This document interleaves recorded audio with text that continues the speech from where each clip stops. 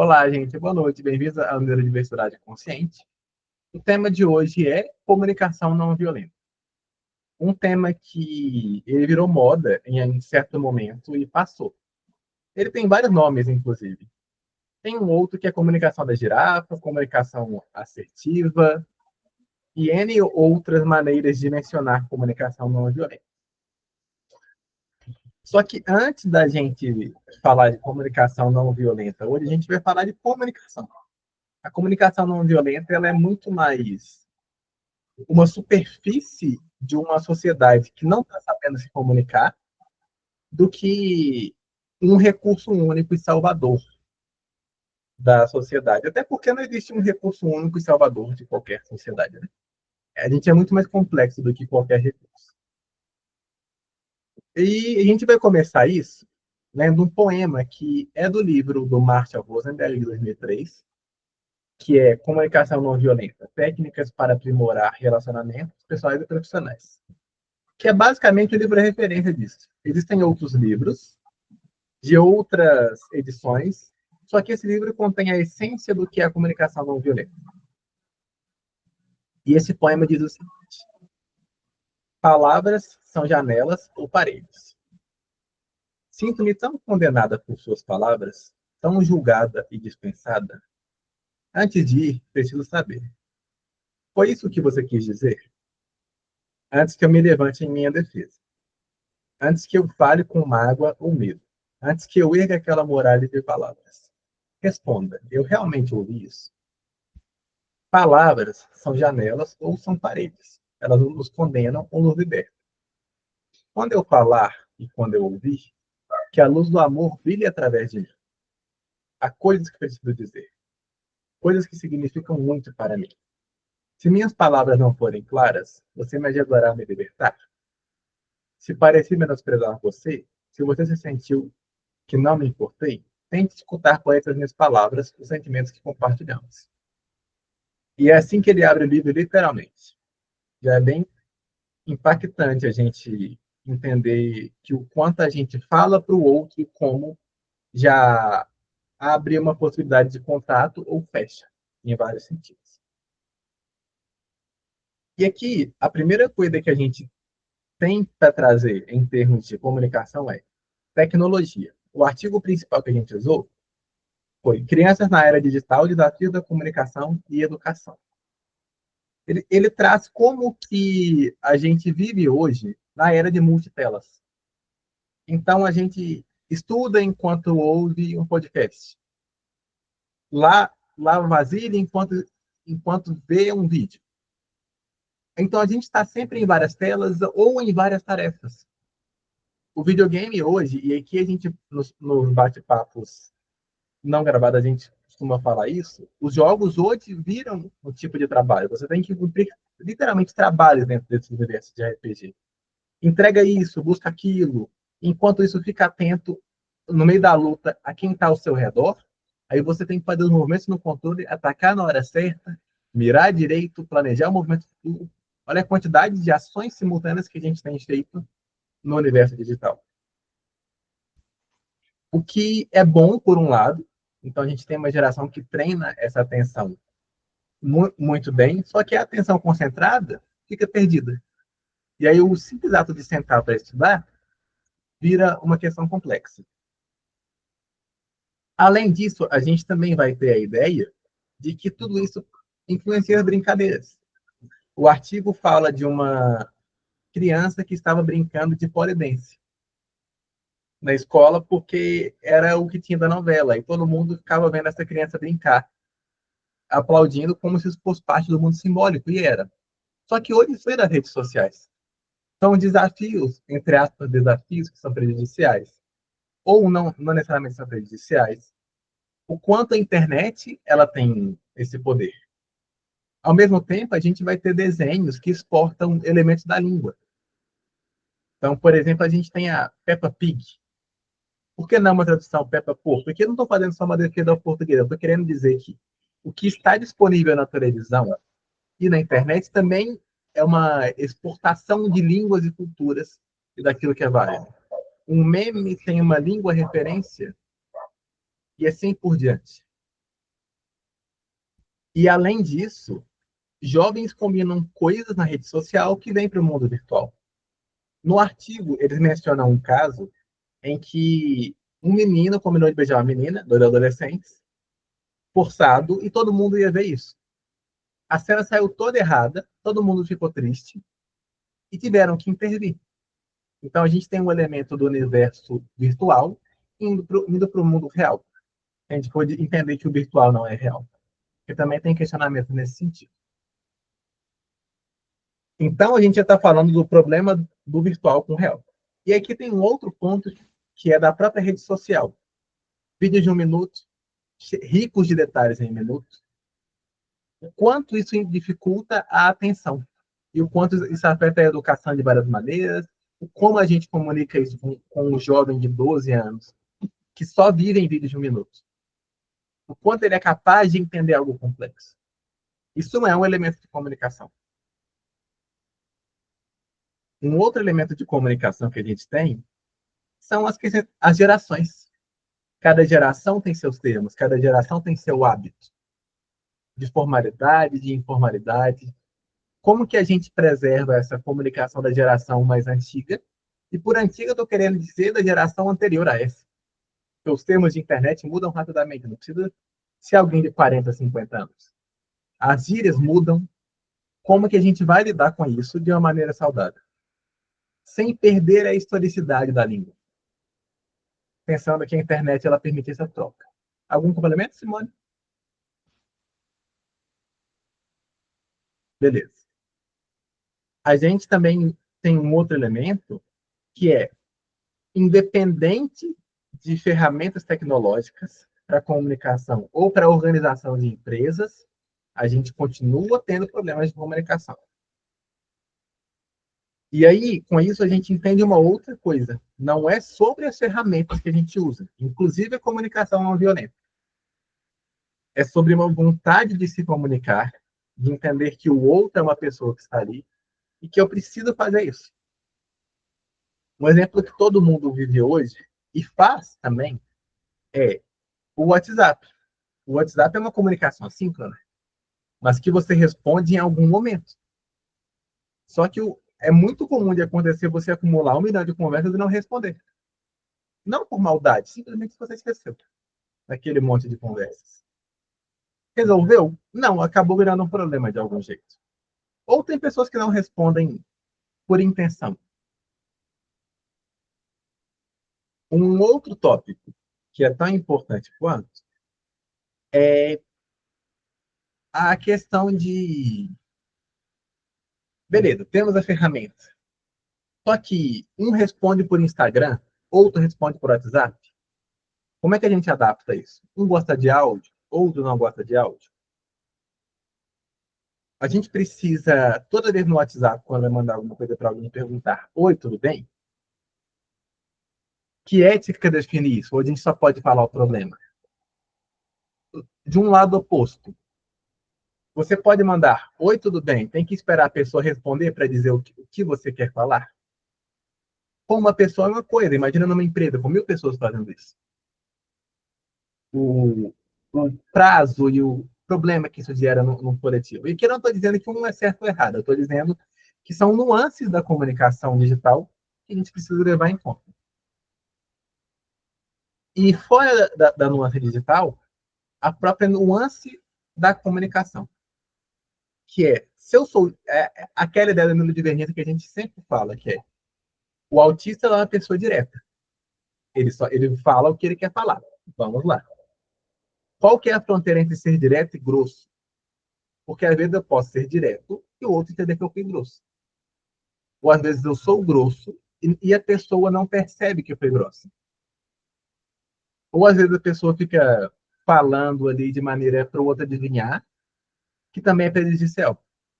E aqui principalmente para casais, porque também existe essa. Adivinha o que, é que eu estou sentindo? E que eu não estou falando de gênero homem e mulher, eu estou falando numa relação de casal mesmo. E aí isso vai piorando a comunicação e a vida, porque aí a pessoa pensa assim: nossa, naquele dia eu estava assim, e você não fez nada. Só que se você não falou, quem vai adivinhar? Então, isso que nem é comunicação não violenta. A gente está falando dos desafios de comunicar hoje. Em grupos de WhatsApp, a gente tem um fenômeno muito comum. Você manda alguma coisa importante, as pessoas não respondem. Pode ser porque não viu, pode ser porque não quer, entre vários elementos. Mas um fato é, às vezes não respondem, ou boa parte das vezes. E aí você tem que ir lá e no privado mandar. E que ética vai reger essa conversa no privado? Simone, alguma questão para colocar até aí? Ah, tem outros fatores, né, que também influenciam, né? Tem gente que se incomoda com o horário que você manda mensagem, que se você usou letra maiúscula, minúscula, e às vezes parece que o tom de voz, e às vezes parece que esses detalhes, né, acabam sendo mais importantes que a mensagem em si, né? Sim. E aí, quando a gente fala, Simone, nessa perspectiva de comunicação não violenta, nesse universo de pessoas de uma sociedade que não sabe se comunicar, apesar de uma infinidade de recursos, parece até utópico você falar para uma pessoa num ambiente, vamos praticar comunicação não violenta. Ela é um excelente recurso e ela permite trabalhar tudo isso. Mas nesse meio todo, é muito complexo você pegar e trabalhar uma técnica dessa, que nem é tão complexa, né? Honestamente, ela é uma técnica muito mais de prática no cotidiano do que ela tem N elementos de complexidade do que ser difícil exatamente. Se eu for ser bem claro nesse sentido, o desafio da comunicação não violenta é uma clareza de você com você mesmo. Porque ela primeiro exige de você que você se entenda o suficiente para comunicar para o outro, para que o outro possa te entender. E a partir disso você vai entender o outro, e supõe-se que o outro vai te entender de uma perspectiva empática, porque a empatia era um elemento importante da comunicação não violenta, e a partir desse processo, teoricamente ao menos, a comunicação se estabelece de uma maneira muito limpa. Dito isso, o que é a comunicação não violenta? Ela é composta de 4 partes. E aqui eu vou ser bem didático. 4. Observação. Que fato ocorreu? Sentimento. Como é que você se sentiu com isso? Necessidade. Qual necessidade não foi atendida? Ou foi? E um pedido concreto. Então, uma frase completa em termos de comunicação não violenta ficaria assim: quando você não vai na academia e não cuida da saúde, fato, observação. Fico triste, sentimento. Porque não valoriza o meu amor por você. Pedido. Você poderia começar a cuidar da saúde e ir na academia? Só que no cotidiano a gente faz esses 4 elementos. É muito desafiante. Ainda mais bonitinho assim. Fica parecendo até ensaiado. Então, parece ser muito mais fácil entender a comunicação não violenta pelo que ela não é. E o que ela não é um falar não claro. Nesse exemplo que eu dei, a gente pode dizer assim: fulana, você está muito gorda. Você precisa ir na academia. Sendo que você só quer que a pessoa cuide da saúde. Tem que chamar ela de gorda de maneira que seja um insulto? Rótulos.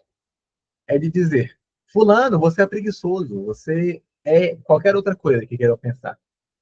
Isso somente nomeia, isso não fala do que você está falando. Pensando no poema anterior, isso gera uma parede. E aí, para você conseguir executar essa frase que eu trouxe, exige você saber o suficiente até para não ferir o outro nessa comunicação. E às vezes o outro está fazendo mal para ele mesmo. E você precisa falar isso claramente para ele. Só que não faz sentido você ferir o outro quando você fala isso para ele, porque não é sua intenção. A comunicação não violenta ela também vai diferenciar pedido de ordem. Ordem é eu dizer alguma coisa, faça isso. Você não tem opção. A sua única opção é dizer sim ou dizer não. Um pedido, você pode dizer não. E você só não vai cumprir um pedido dentro da comunicação não violenta quando a sua necessidade for sobreposta por esse pedido. O que, nesse caso, pensando em relação mãe e filho, por exemplo, a Simone pode ter exemplo nesse sentido, é dizer, filho, faça isso agora. Só que às vezes ele está fazendo uma coisa que é importante para ele. E aí dá uma briga gigantesca por isso. Só que às vezes ele poderia fazer 10 minutos depois. E não precisa ser naquele momento. Então não tem para que uma necessidade sobrepor a outra. Então a gente precisa olhar esse processo com muito cuidado. Inclusive para nós mesmos. É aquela ideia do realmente tem que ser agora ou eu quero que seja agora. Só que também não pode ser no dia de som nunca. Tem que ser em algum momento. Então é um balanceamento que é muito importante de acontecer. Ela também fala de um outro processo que quando a gente fala oficina de comunicação não violenta, ele acontece, que é muito lindo de acontecer. A gente bota duas pessoas uma em frente à outra, com um tempo Y para elas comunicarem alguma coisa. A fala de fala.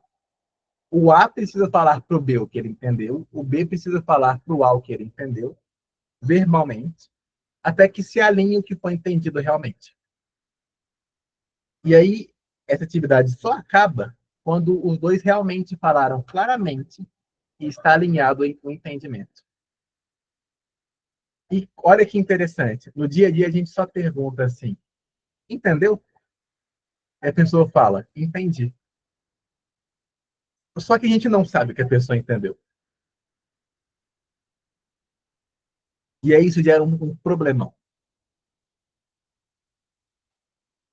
O livro ele traz um exemplo, que é dessa perspectiva, que a esposa queria que o marido ficasse mais com ela. E nessa perspectiva, o que ela deveria pedir com tudo isso é, passe mais tempo comigo. E o que ela pediu foi, que tal você parar de jogar um esporte específico? Ele foi e passou a jogar outro esporte. Então ela não chegou onde ela queria. De uma maneira muito sintética, a comunicação não violenta é diga o que você quer, trazendo os seus verdadeiros afetos e necessidades. Sem trazer rótulos, sem passar por cima do outro. É uma comunicação de respeito.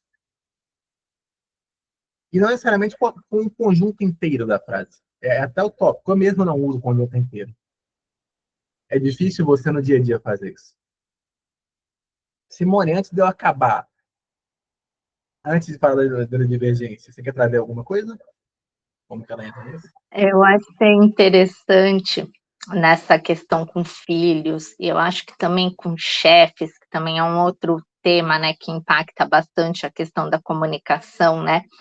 Muitas vezes você está na correria, você tem muita coisa na cabeça e muita coisa para executar, né? Então você quer só passar, né, o recado, né? E as pessoas precisam desse afetivo, desse emotivo relacionado à sua mensagem, né? Eu acho que é uma das principais questões que impacta aí na comunicação, né? Porque você está lá na correria, você quer o resultado, né? E a pessoa quer essa emoção envolvida. Eu acho que é um grande desafio na correria, nos momentos de muita demanda, porque uma coisa é você preciso ter uma conversa, sei lá, vai ter uma semana de prova do seu filho, você sabe que aí você se prepara, aí você vai lá com jeitinho, negocia com ele, aí você exerce essa comunicação não violenta, mas você ainda tem uma máquina de roupa para lavar, você ainda tem trabalho para entregar, ainda tem que estudar com ele, aí a coisa já muda. Sim, Aí esse que é justamente. a dificuldade. E como a gente sempre tem que conectar as coisas com o neurodivergência, até porque senão não seríamos nós, o que que... E aí já é grifo meu, essa conexão com a neurodivergência.